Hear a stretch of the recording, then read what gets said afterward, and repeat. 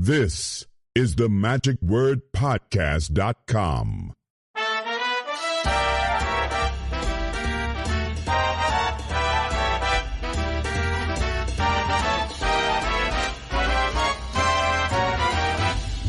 Hello, this is Scott Wells for the magicwordpodcast.com.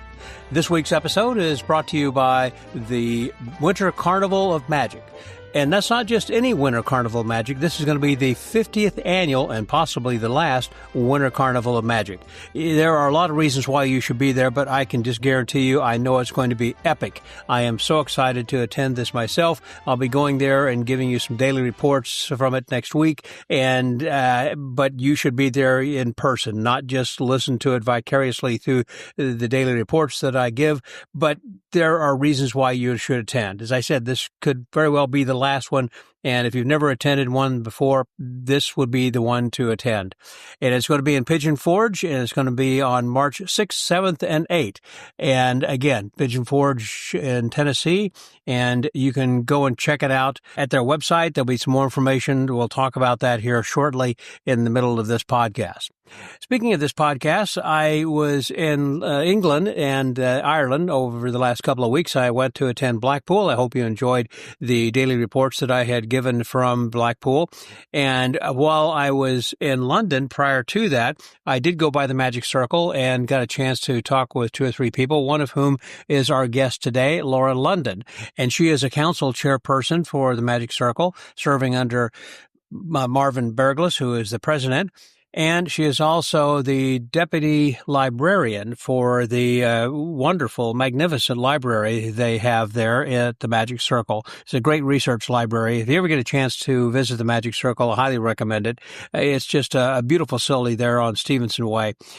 Anyhow, she is also not just the librarian and also the person who's politically wired and working with the Magic Circle, but also is just very interested in research. And as a result of being a librarian, she has access to doing a lot of research, and in particular on some of the women who are in magic over the past several years, well, from the beginning, I guess. And she has created also a show called Laura London Cheat, which has played at Edinburgh on the Fringe Festival. And she's working on a new play, and she's going to talk about that a little bit. I'm not going to give too much away of her background information because I explained that as we get into the podcast here. I don't want to be repeating myself, but I know that this is someone that you will enjoy hearing. She has a lot to share, and also she gives us some good information from her lecture towards the end of this podcast, where she will talk a little bit about how to approach groups whenever you're doing some strolling magic and how to build your confidence and how to have that confidence to do what we do. Well, I'm going to kind of step out of the way here and let you hear it from her own mouth. So please welcome my guest this week, all the way from London. This is Laura London here on The Magic Word.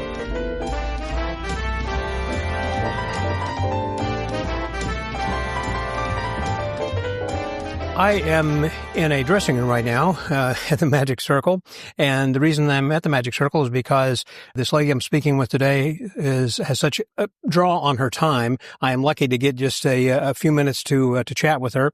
Laura London is my guest today, and she is one of the, if not the busiest working magic women, I think, around the UK. If you look around, she has performed for Prince Charles, now King, as well as the Queen. She has performed for many corporate parties. She has worked, I guess, with Sir Branson on Virgin Atlantic and traveling from Dubai to every place on Virgin's itinerary, I guess, as well as performing as residents in different casinos and top flight hotels. And she strikes quite a dashing figure, not only in the magic community, but just in style also. I don't know how she gets all these amazing pictures and photos, but we'll talk about that then too. I see her from time to time at Magic Live, where she has been a presenter there. She's also lectured in other countries and performed. So let's get on with it with my guest today, Laura London. Hey there, Laura. Oh, hello. What a pleasure it is to be here with you today. It has been... Oh, I've always wanted to sit here and chat to you. So. Let me hold your hand. I feel so good. Very Thank you very much. I exciting. feel the same way. I feel like that whenever I've seen you, you've always been dashing, as I said, in so many different directions because you've had such a pull on your time of some place or another. Like when we were Magic Live, you were getting ready you were rehearsing and you had, I don't know, how many lectures did you give when you were live? You've been there twice though, is that right? Well, I've been there many, many times and I have done 3 different things. One was a talk that I did the first year. I did a talk called Do They Like You? It was about how magicians can be maybe more likable in some ways. I also did a fantastic talk with my great and dear friend Paul Kieve about Survey Leroy and Mercedes Talma. And just recently, last year, I was doing the close-up clinic where that was I don't even know how many you do, but it's so many. It feels like it's forever, but I absolutely loved it. I love those sort of really fast-paced, even in performance or in these sort of talks, because, you know, it never ends, but it's so much fun and you get to meet so many different people.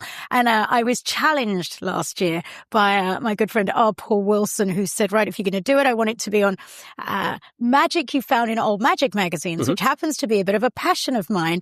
History, well, being a librarian. Well, yeah, except the passion is quite specific because I've been researching card tricks and his challenge was to do it on things that were not card tricks. Oh, non-card. And non-card magic in old magic magazines. So it was super exciting. It gave me a really good few months of searching and sifting through some of my favorite magazines, such as the Jinx and the Gen and all of these wonderful Abra publications. And as a consequence, I managed to get a little talk out of it.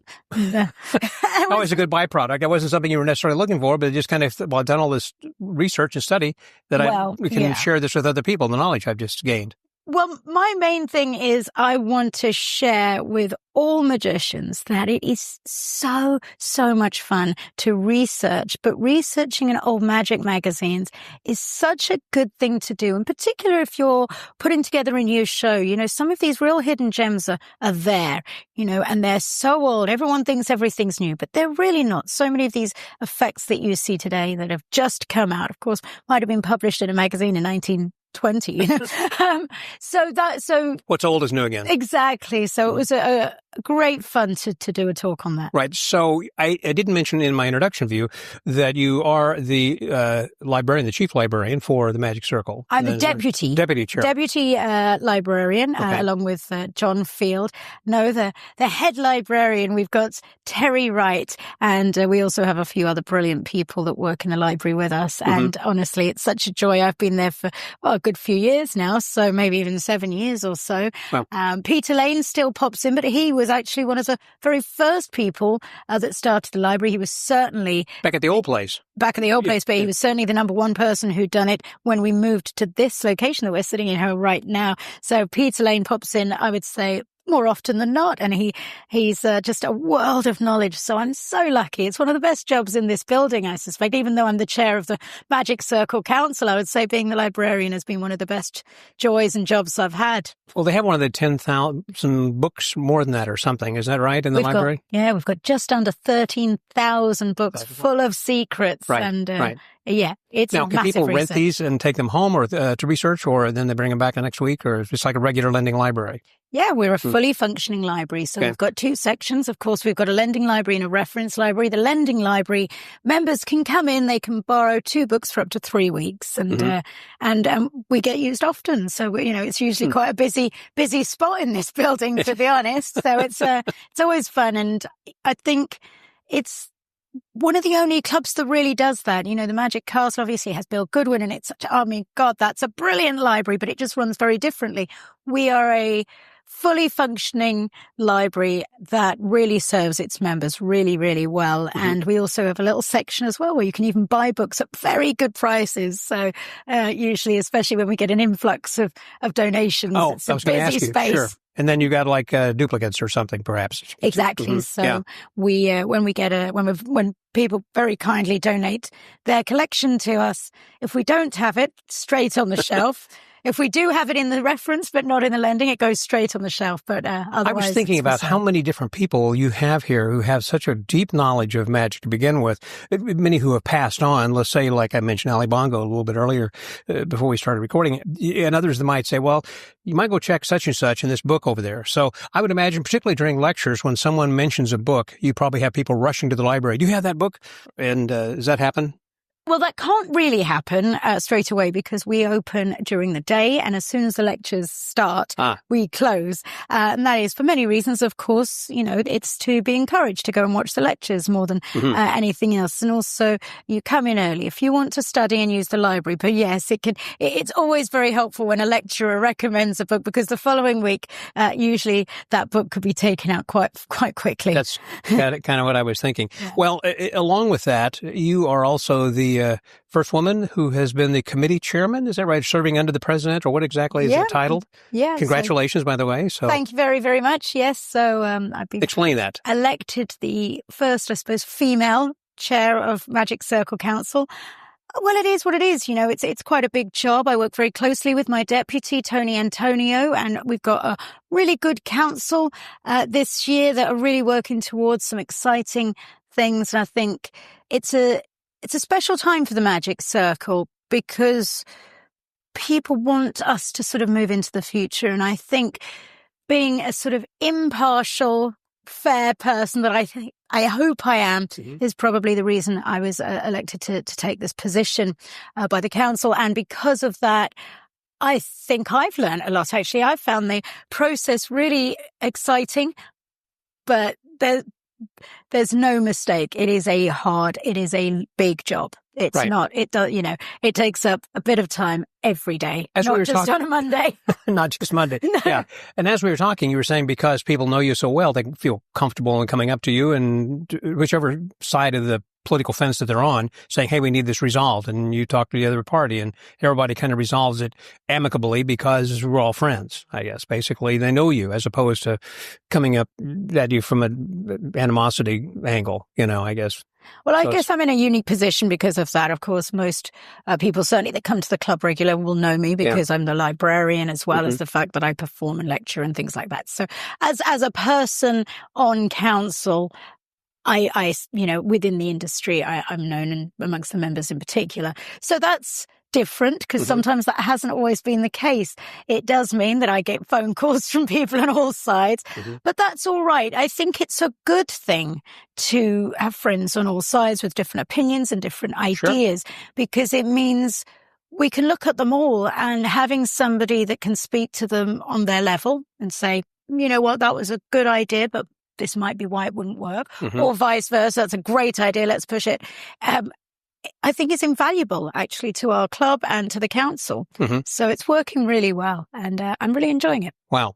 And you've been a member of the Magic Circle for how long? Well, you were the first, youngest woman who joined the circle. You started off, I guess, when you were like 10, when you turned 18, straight into the circle, and you were the first woman at that age, youngest woman. Is that right? Something like that, yes. So I've done magic since I was 8 years old. I was obsessed with it. I always wanted to be a member of the Magic Circle ever since I'd heard of it, which I was quite young when I did, because my mum used some magicians. Also, we had a friend in the family called Colin Frankham, and also across the road from me was George Cavari as well. Oh my gosh.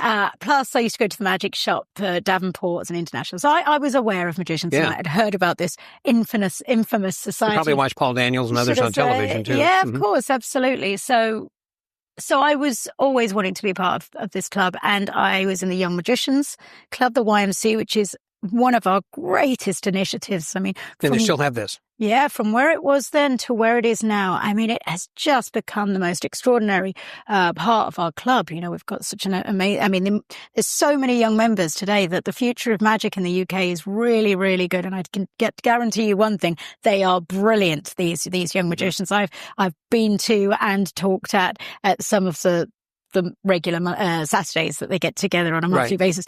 So I joined the Young Magicians Club, and then on my 18th birthday, I did my exam. So I became the youngest woman purely because I was, because of the time that I did it, you know. So obviously there are younger women that are members of the society now.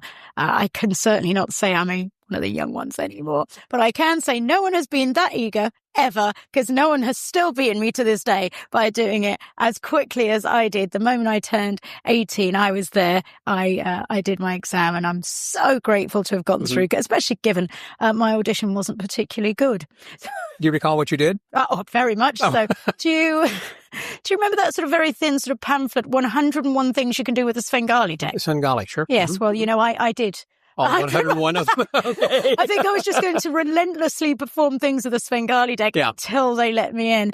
I was told... Not another one. Please, we'll let you in, but please don't do another one. Exactly. That was, I mean, things were different then. I wouldn't say it was easier, because it wasn't, but I was told by Graham Reed, I was one of the rare ones, because he said, we could see your passion. We could see that you needed guidance, and we knew that being a member of the Magic Circle would have greatly helped you. And so we let you in, not because you did the best audition, but actually because you did one of the best interviews. Because you could see my passion, my love, and my desperate need. The thing is, I didn't have a family member who is a magician. I didn't have any of that. I came into it because I saw a magician and wanted to. And, being a young person diagnosed with ADHD, they always encourage you to find something creative. And, piano didn't work for me, and all the other various sort of, I guess, creative things that were thrown at me. It was magic that was the one that really got me. And, and I remember the first trick I saw the Run Rabbit Run was like, that's it. I want to do that. Well, I know that today they might be a little bit more restrictive, or as far as like, well, you need to go back and practice and then come back and re-exam again, I assume. And does that happen very often? I mean, where they tell people to, you need to come back, or... do they? Of course. Okay. Yeah, absolutely. I think... Do they have a mentor or someone then that says, well, you need to talk with Laura or somebody, and perhaps she might give you some suggestions? Or... Yeah, I mean, really at this moment, it's quite an organic thing. I was really, really fortunate that I had a mentor, and my mentor was Fay Presto, but she found me. I was about to walk out the door and never come back because I was scared. I was... Just a bunch of guys. I was 18. I was a punk kid, and, and people looked at me a bit strangely. I thought maybe this wasn't for me, especially when I was sort of questioned on my attire on that day, that I felt very... Were you wearing like punk rock type of... Yeah, kind of. I mean, I wouldn't say... I kept to the dress code, because at that point you couldn't wear jeans, you couldn't wear trainers. But, the Gothic style, perhaps. It was actually, funnily enough, a woman that questioned my attire rather than one of the guys. But nonetheless, I was going to go and never come back. But Faye stopped me and asked who I was as I was leaving. And I said, oh, I'm Laura. I wasn't Laura London then. I said, I'm Laura. And she said, who are you? Why are you leaving? I said, I don't think this is for me. And then the guy next to her said, I said, who are you to her? The guy next to her said, oh, this is the woman your mother warned you about. And I went, hang on a minute. Are you Fay Presto? Okay. And she goes, yes. I went, no, on the contrary, this is the woman my mother told me to find. So as a consequence, I got a mentor. And I think if that's something you want, that's why we encourage you to become a member of the Magic Circle, because you can find there's great people here that are mentoring all the time. Michael Vincent, Chris Wood. We're an accessible place. You come to the building, you'll meet somebody that you can ask for help. They'll help you, which is great. You asked if people come back. I think if you're dedicated to magic enough, you pass your interview, but you don't pass your exam, well, then you just get another one booked in as soon as you can. Yeah. And you take the information that they've given you if you ask for it, because, of course, when you're examined, if they have some advice, you can ask for it. You take it on board. You go home, you study, you learn, you come back and you do it again. Perseverance, that's what it's about. That's a word. Yeah. When I entered the Young Magician of the Year, I didn't even pass the heats. I didn't pass the heats. I came on the Magic Circle stage with this idea of the end of the world. I did a snowstorm in China to the panpipes version of the Earth Song by Michael Jackson, and I did an entire zombie routine to Let Me Entertain You by Robbie Williams. Okay. So Robbie Williams, I thought, you know what? I deserve to not go through. But even though I didn't go through, there was no way I wasn't going to come back.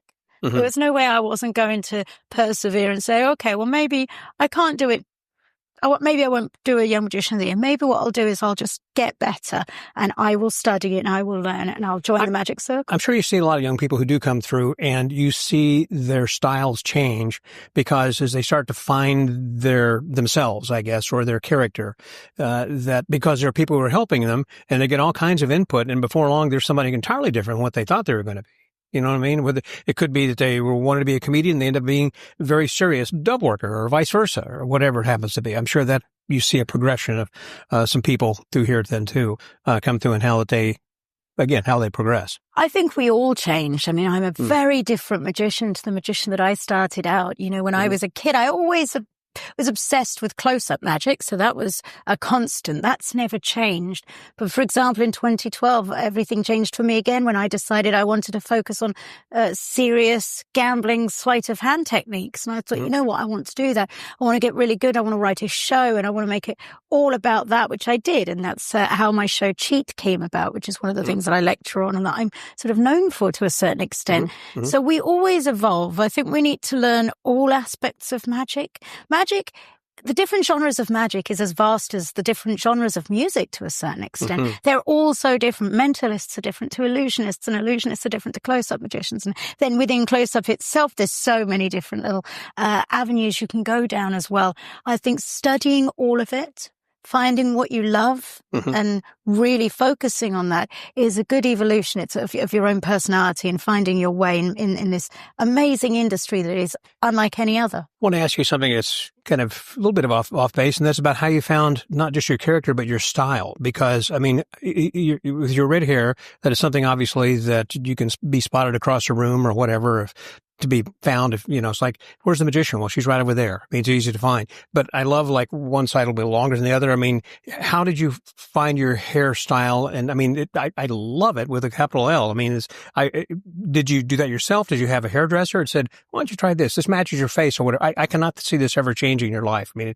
it looked beautiful. I mean, so how did you develop this style? Again, you started as a punk. I can kind of see the punk-ish in this, but yet, the type of evening wear and style you wear, it belies the punk rock that's underneath that. It looks like you have a different character and style. It's like, wow.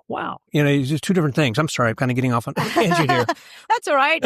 So when I came into magic, like I said, joining the magic circle, I was a bit of a punk and I had a much more extreme style than this. I mean, really, I was the sort of fishnet wearing, leather jacket wearing, you know, person.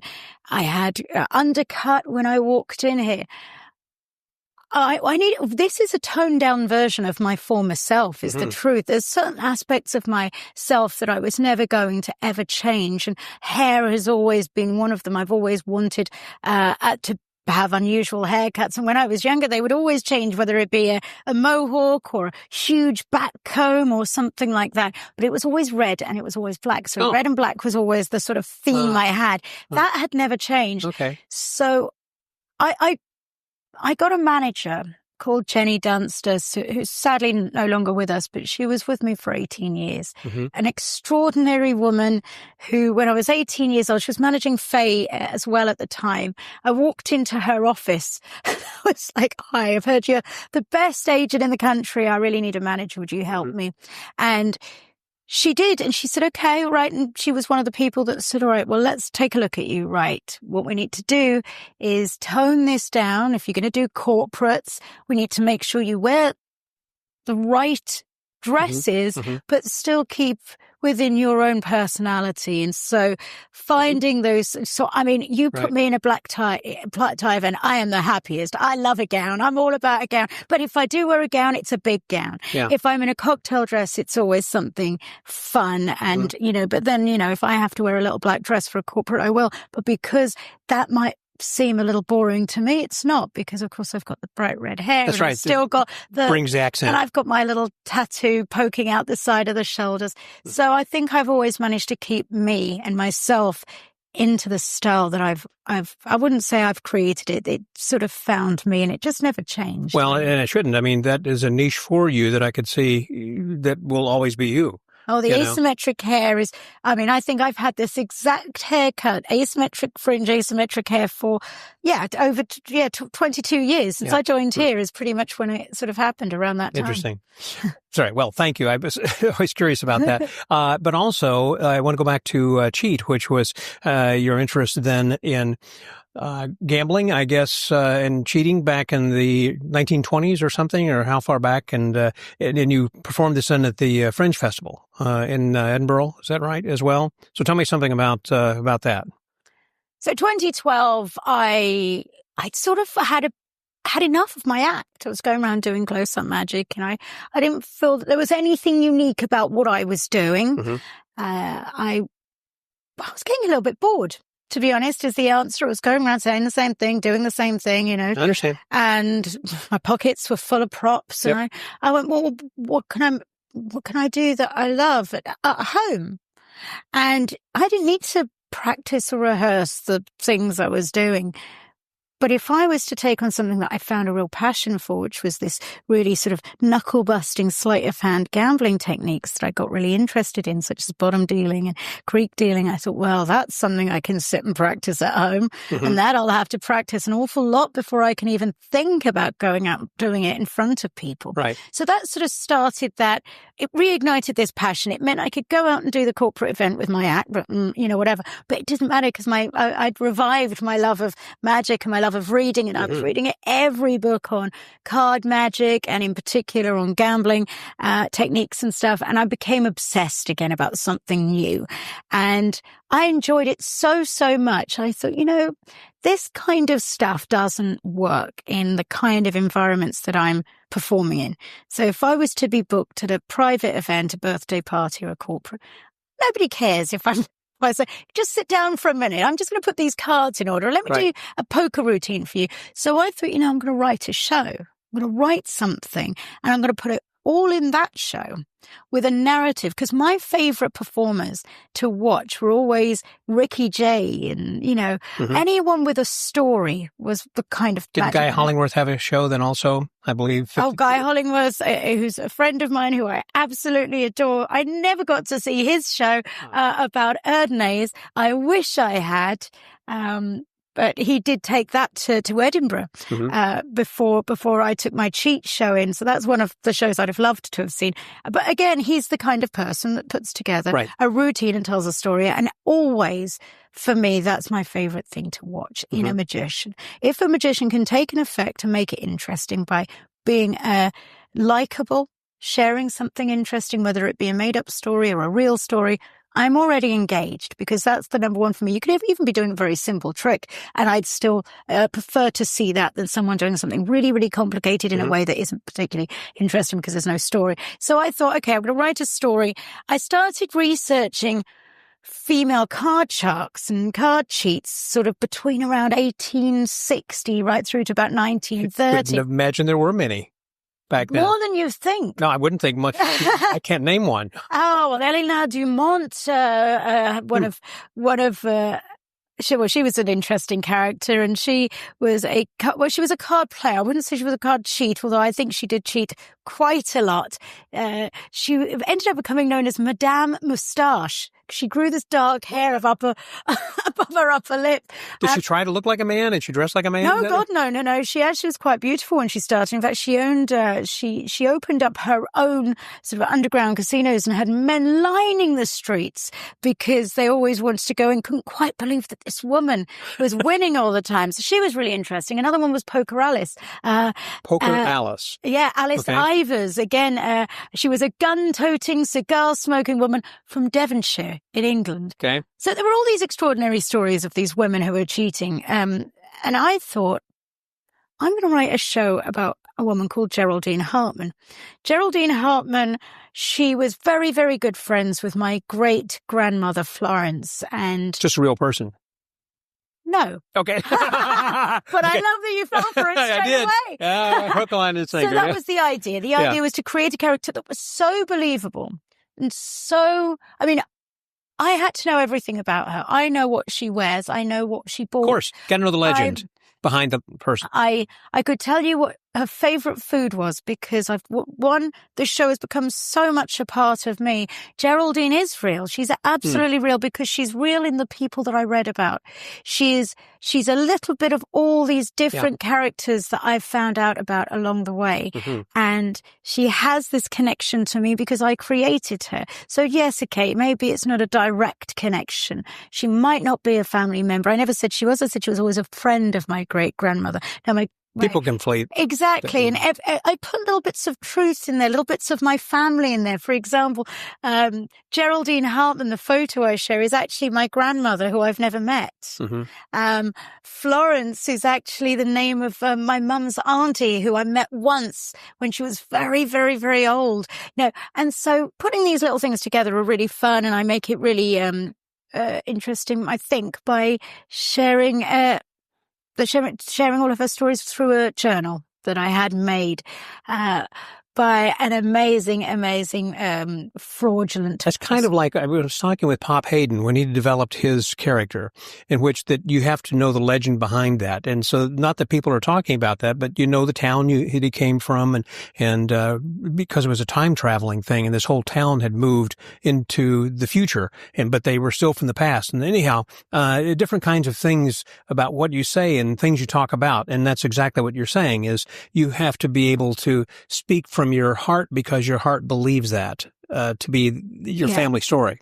Yeah, and the script of Cheat is no longer a script now. It is absolutely, I say the same thing, but I mean, I divert from it all the time. I add, because it's your life. I mean, it's supposed to be part of your life. Mm-hmm. I can add things to it even. So, I'll see an effect and go, gosh, that routine would be fantastic in here. So I'll just add it. True. I'll open the journal and, she said this, and, and it just instantly can link into it.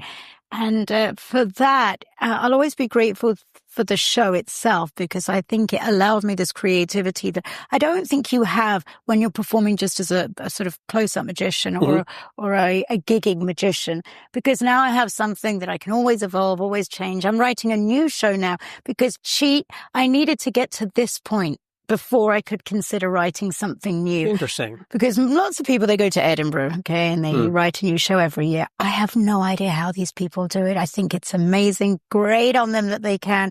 For me, when I took it to Edinburgh in 2016, which I did to have a deadline. That's why I did it. I wanted to have a deadline, and I thought, right, if I start it now, every month I went to Paris and I'd sit next to Jim Morrison's grave with a bottle of whiskey and start writing a bit more of the show. So, I mean, I conceived a lot of that show in Paris, one of my favorite cities in the world.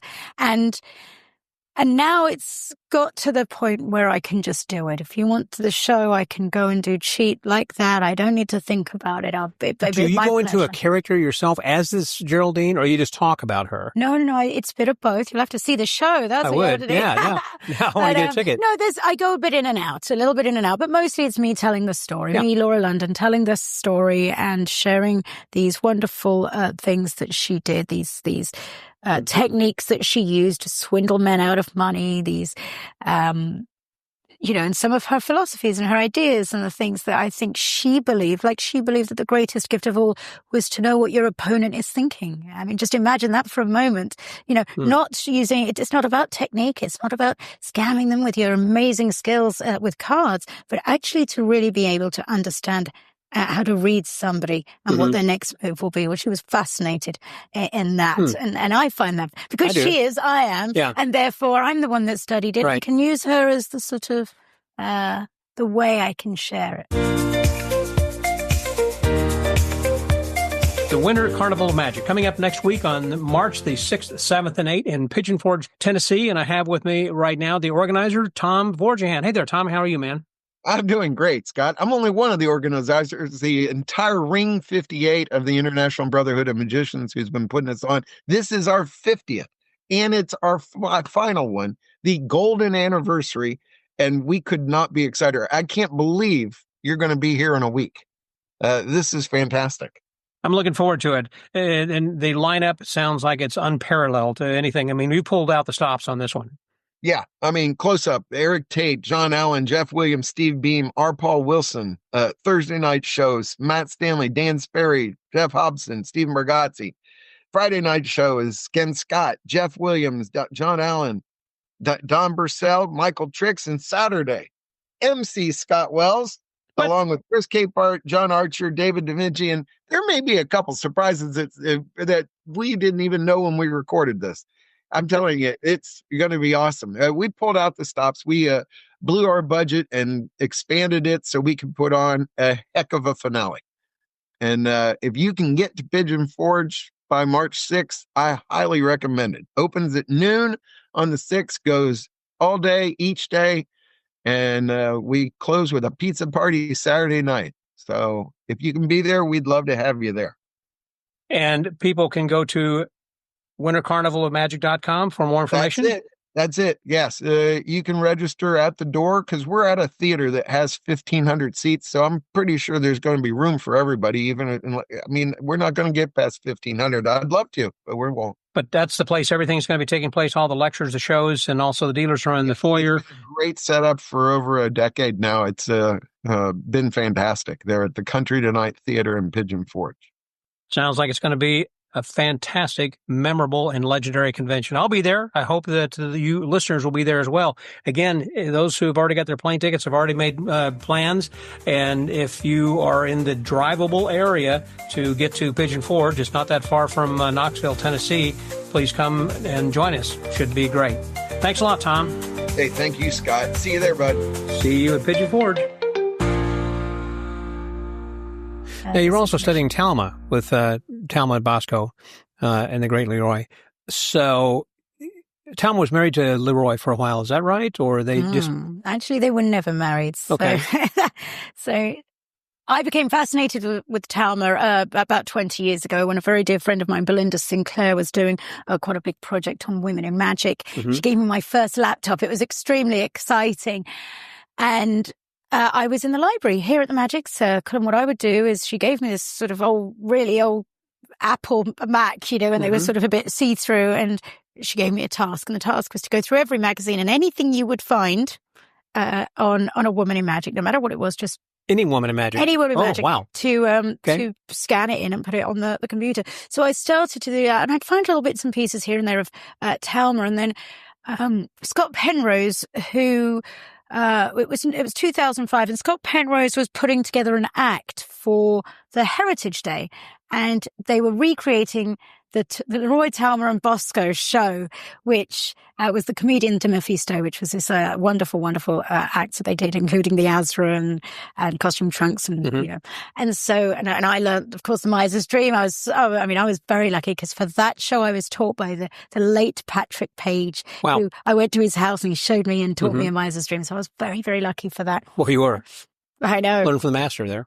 I really, really did. So I was very lucky. I got to do this show along with Stephen Bowen. We recreated it from that moment on, and my new sudden passion for research because of what I was doing for Belinda. I became quite obsessed with this Talma person, Mercedes Talma, real name Marianne Ford. Over the years, I'd dip in and out, but then this strange thing happened. This very strange thing happened. I was on BBC Radio 4. And I mentioned Talma because I'm talking about women in magic, and 2 days later, I get a message, an email saying from this wonderful, wonderful woman called Deirdre saying it was wonderful to hear my great grandmother's name on the radio. Oh my. And I thought, oh my goodness, wow. I mean, nobody, I think even realized that she had family still alive, and certainly nobody had reached out to her and her sister Claire. So it was a really, really amazing thing.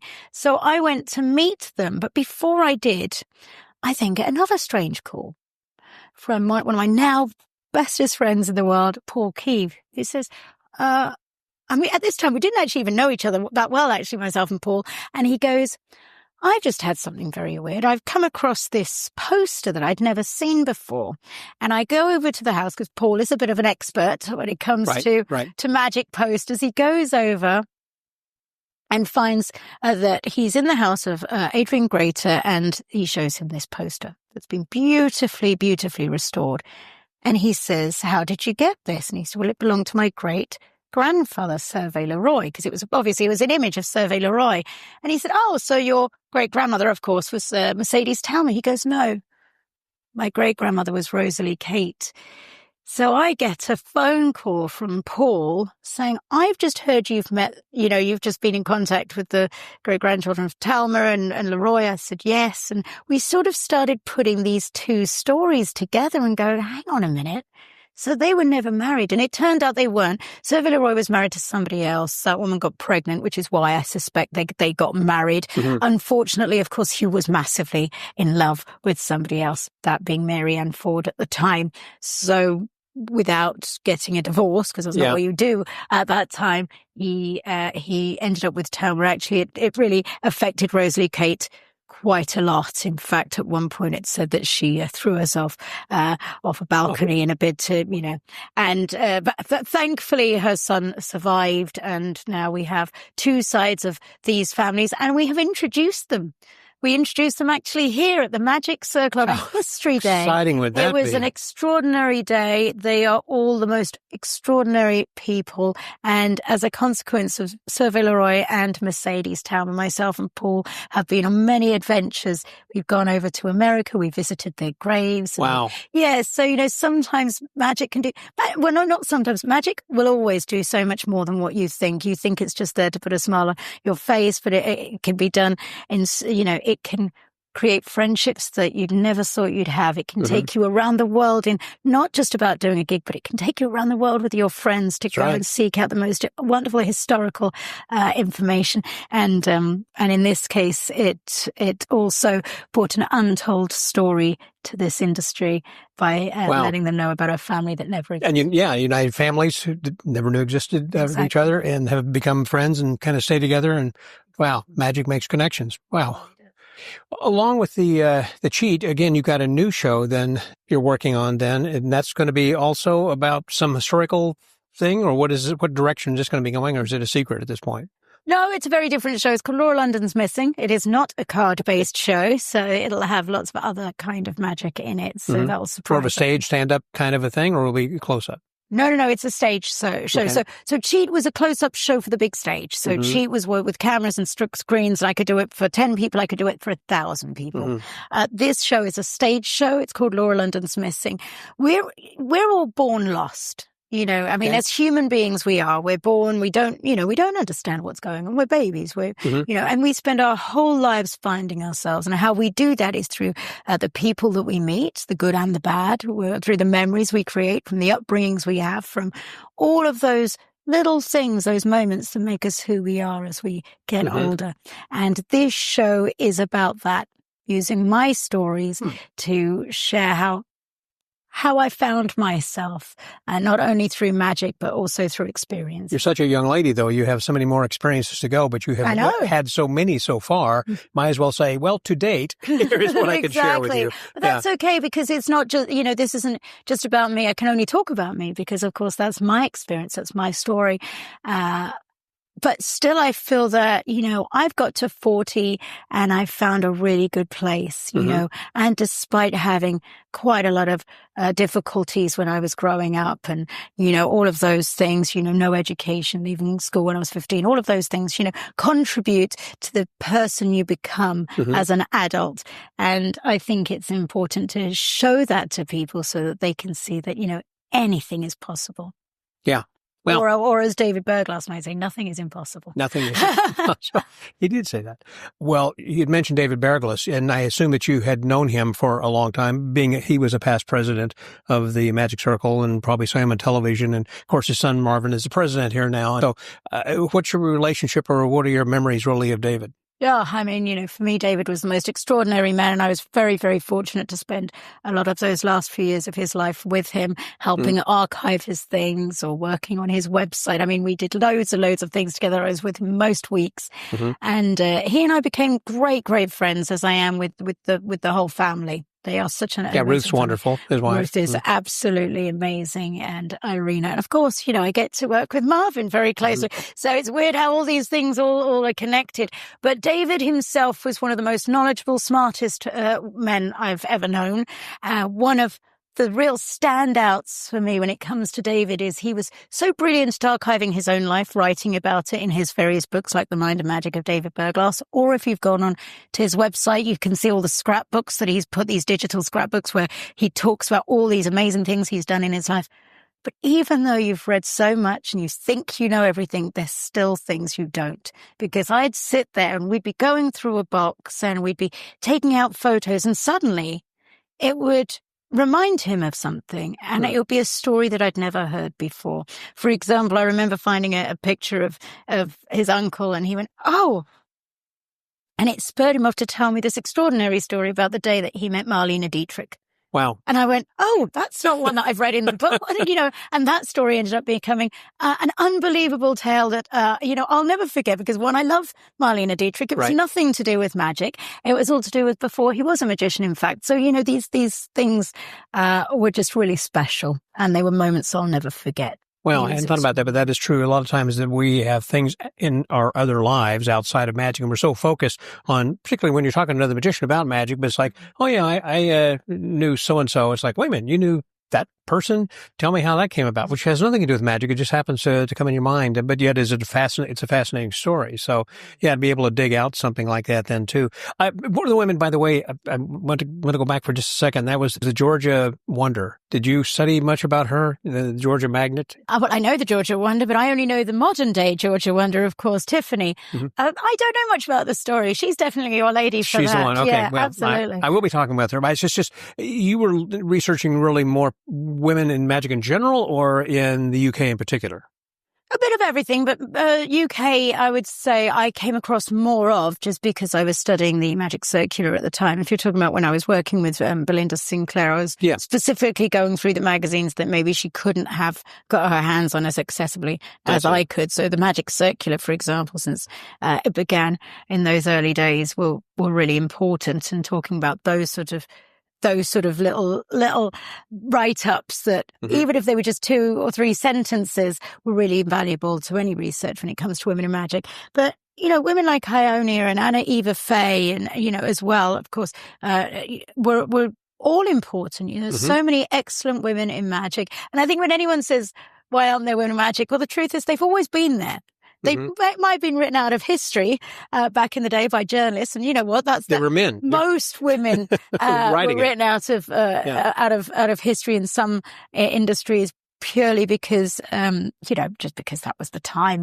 I'm not, I'm no feminist really in that respect. Oh, I'm not going to say that men were to blame. It was just the way it was. It was. It just really, really was. And now that's unfortunate. So it is kind of down to us to share some of their stories. So I always love it when someone's writing a book or telling the story. Not letting it be forgotten. Which is why I think it's really important. That's why I tell Thelma's story. And that's why for me, Mary Ann Ford, she was the greatest for me, she was the first female sleight of hand performer. The real, with the real difference to her. A lot of the women at the time were stage performers. And although that is exactly what she was also doing very skilled sleight of hand stuff. And Houdini himself said she was the greatest sleight of hand performer that ever lived. Not woman, literally that ever lived. And I think just telling people that alone is worth a mention. And that's how we keep these women in the minds of young people now, and those stories will never be forgotten again. I always think of Thelma as being the female version of T. Nelson Downs. Absolutely. Basically. Yeah. Well, he was the king of coins, wasn't she? She was the queen of coins. But she had such, of course, the pictures, drawings, I saw, such small fingers and hands and everything, but be able to handle coins that way, whereas most men have larger meat hooks, or women more difficult, to do that kind of thing. 100%. And she did it beautifully. Exactly. Yeah. There was also Daphne Lucille Barnett, who used to do card manipulation in the 30s. She wore gloves. Like Cardini. And I mean, that's impossible. Tiny hands, gloves. Yeah. These things are even more impossible, yet were made possible by these women. Great. And yes, Thelma had tiny, dinky hands. So one person describes her as a petite, demure, but quite beautiful figure. And you go, well, of course, she was. If you look at all of her pictures, she was gorgeous, but she was always described as tiny. So I don't know how many coins she would have manipulated, but it's certainly, by all of the reviews, it was an awful lot. So I want some advice from you to share with myself and also with magicians who are listening to this. And that goes back to, again, the lecture that you given at Magic Live. We touched on that briefly, and that is about how to endear yourself to the audience and to make them like you. So when you're going up, let's say you're approaching a table or something, you don't want people to be turned off saying, get away, we don't need a magician over here. But, can you kind of give me a summary of that talk? I mean, magic should be kind. It's, as my good friend Richard McDougall says, magic is a gift that we share with others. And we should approach it like that always. Like David Devant, who would say, all with kindness. Well, he says all done by kindness. And absolutely right. There's too much arrogance in magic and in our industry.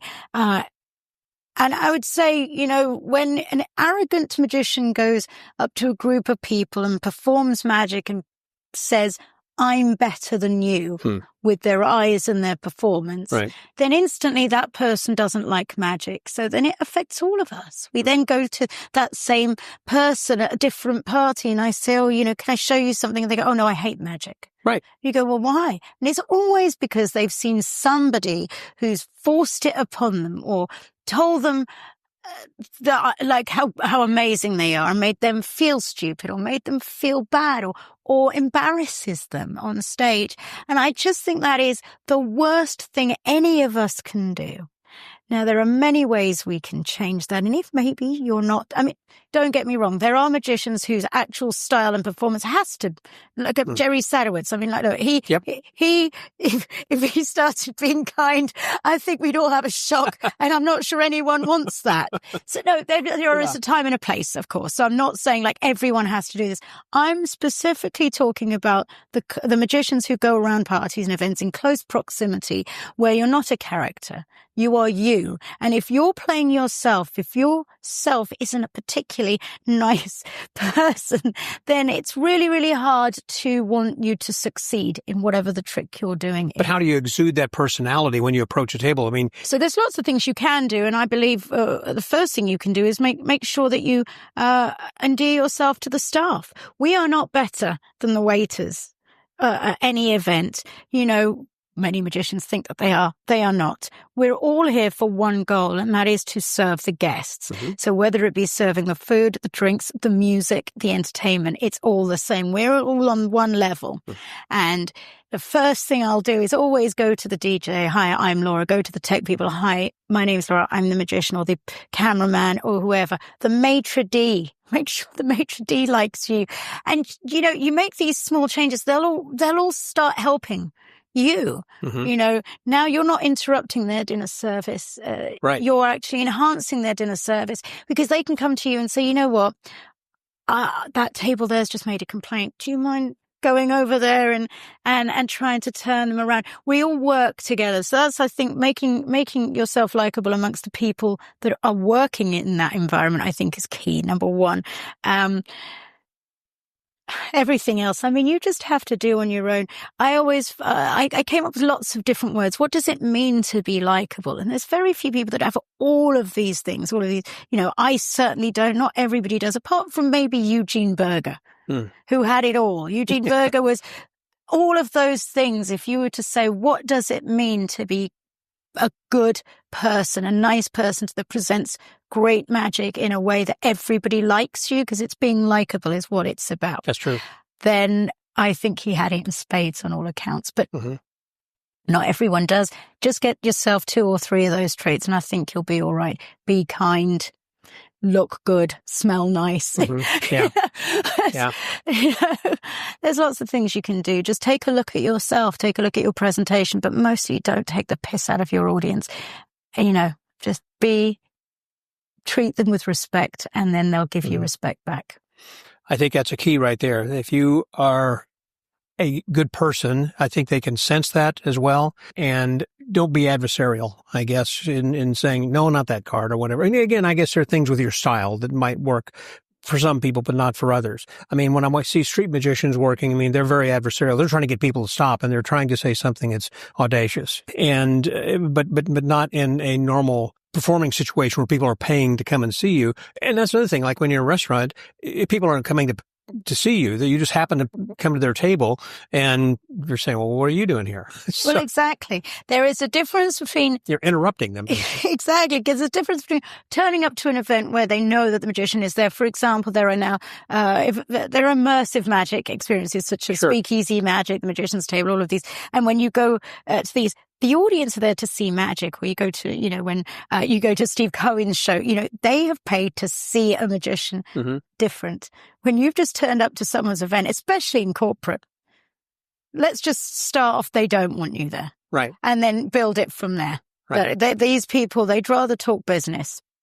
Now you go in, how can I make that change? How can it be that they really, really want to speak business? Maybe we can find the right time. Timing is everything. Don't interrupt. Listen, I keep my ears open. If I walk past a group of people and they're having a bit of a laugh, okay, well, that's an okay group.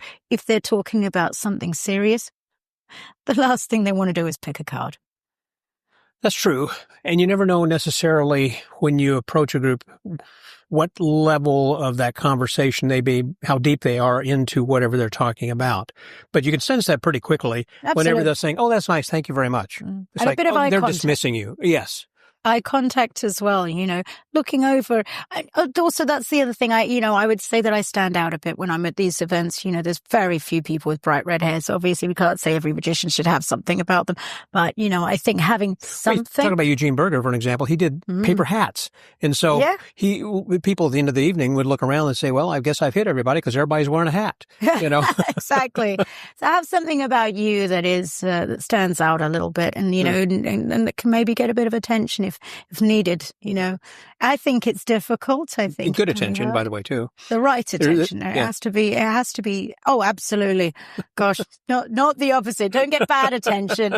They're definitely not going to want you to interrupt the conversation then. But, for example, if you can see a group of people, they're talking and they're very deep in conversation, one of them might actually just notice you and go, oh, hang on. Or do magic around them. Or have magic with a bit of flash paper. Or get their attention, but not directly. And then ultimately they'll call you over. Like with a fire wallet. I often will use a fire wallet and it gets attention from all around. Say, what the heck was that over there? And then whenever you're doing something, what was with that wallet a while ago? And, Exactly. A great way of getting in there with the people that are deep in conversations. Right. Well, this has been just outstanding. Thank you very much for your time. I appreciate it. So many different things directions we went down over here, the proverbial rabbit holes. So, of course, my podcast is called The Magic Word. Have you thought about it? Do you have a word? Do you have a phrase, something that you live by? What is your magic word? Oh, something that I live by. Look, magic to me is everything. It's my world. It's my life. I've never done anything else. I suspect I won't do anything else. I'll always find a way to make it part of my world. What is one word? Or if you have a phrase, if you could summarize in a word, that'd be great. But if you've got like a philosophy of life. Well, yeah. I say what is life if you can't live it? Do you know what? It's very simple. For me, it's not about the magic. It's about you. So it's about us as people, so for me, when I'm doing magic, I always try and remind myself, it's not the magic. It's me. Just like when I'm sitting here, we're talking about magic, but it's actually that I'm just here with you, Scott. And it has honestly been such a pleasure to sit down and talk with you. And it didn't have to be about magic. It could be about anything because connections are what it's about. Connections. That's true. See, it could be a word right there because that connects the past with the present and then will connect us with the future and different things, those connections. You don't know what will happen with these. Exactly. It's an amazing magical world. Thank you very much, Laura. I appreciate your time. Always a pleasure. It's been great. So with the Magic Word Podcast, that was Laura London. Scotty out.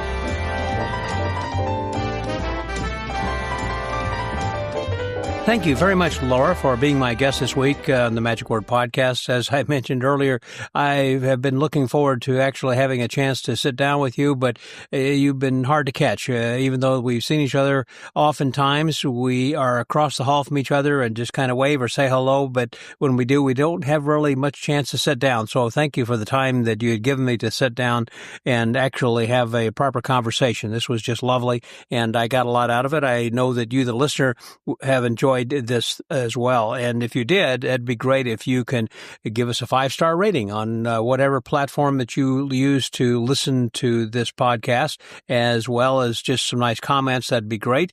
We haven't had anything for a while on the iTunes platform, so if that's what you use, that'd be great if you could give us a 5-star rating on that. And also, please share this and let other people who are magicians around you to know about this podcast. I found when I was at Blackpool, the podcast is not as well known in the UK, obviously, as it is here in the US. Although there are a lot of listeners there, I would just encourage you to let other people know about it. And so, as they say, if you see something, say something, and sort it. Something like that. I think it's sorted. Anyhow, be sure to help spread the magic word with your friends. I would greatly appreciate that. And also, this is a reminder about, once again, checking into the information that's on the Winter Carnival Magic coming up the 6th, 7th, and 8th. Again, as I mentioned, it's going to be sponsored by Ring 58, and you can get that information at ibmring58.com, and you can click on the information there that'll say convention information, and follow that link. And I hope to see you there next week in Pigeon Forge. Well, thank you again, Laura, and thank you again, listeners, for coming back each week. And if you have not yet subscribed to the pod letter, please do, so this way that you know who's going to be coming up from week to week. And I will just give you again a clue for next week. I will be in Pigeon Forge, and so you'll be hearing some daily reports from the convention and from the floor, talking with registrants and dealers and the talent, and it's just going to be great. It's going to be fun. It's going to be epic. You've got to attend this one. Anyhow, I hope to see you there. In the meantime, stay well, get booked, and remember to get connected, stay connected, and connect with your audience and with life. This is Scotty out.